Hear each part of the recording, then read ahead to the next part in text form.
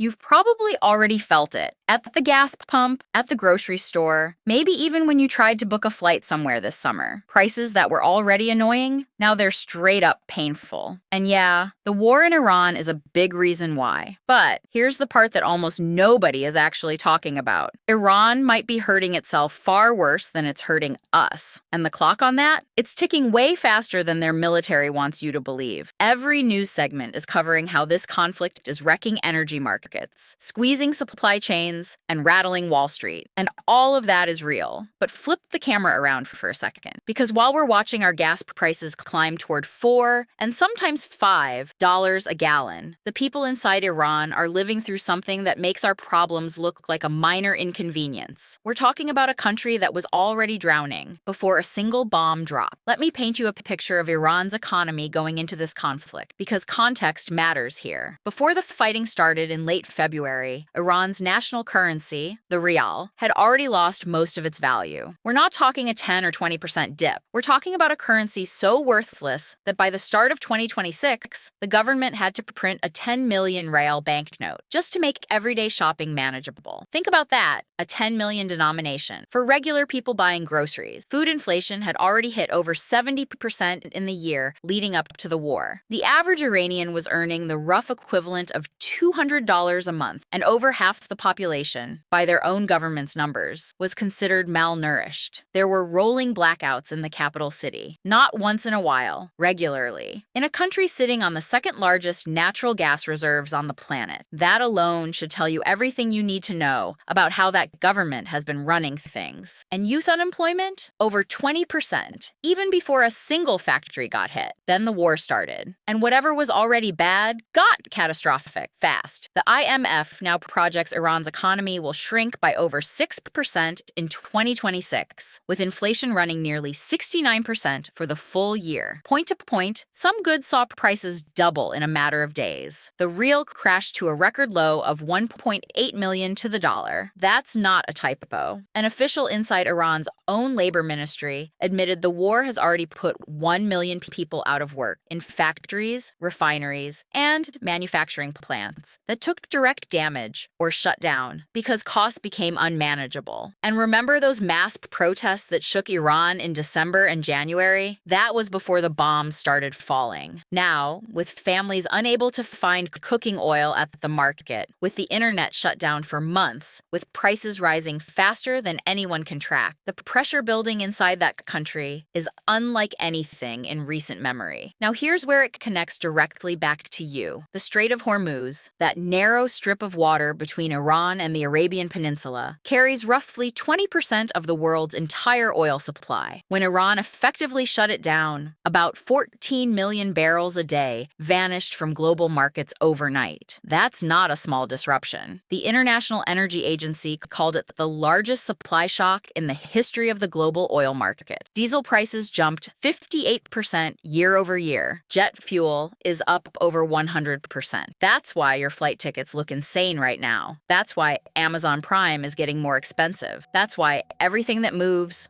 by truck, by plane, by ship, costs more to get to your door. JP Morgan warned gas could hit $5 a gallon nationally if this drags on. And even when the shooting stops, experts say prices won't drop like a rock. The energy market takes months to restabilize. Here's the part that should genuinely concern you and fascinate you at the same time. Iran's military and Iran's civilian economy, they're basically running on two completely separate systems. The Revolutionary Guard controls nearly half of all oil exports. It has its own funding pipelines, its own supply chains. So while ordinary Iranians are standing in line for chicken and watching their savings evaporate in real time, the military machine keeps getting fed. That sounds like a strength, but it's actually a fatal design flaw. Because at some point, the people doing the fighting, the manufacturing, the logistics, they live in the civilian economy. They go home to families who can't afford medicine. They watch their neighbors lose jobs. No currency, no matter how well funded a military is, can indefinitely sustain a population that is genuinely running out of food, water, and patience. Reconstruction, if and when this ends, is estimated to cost around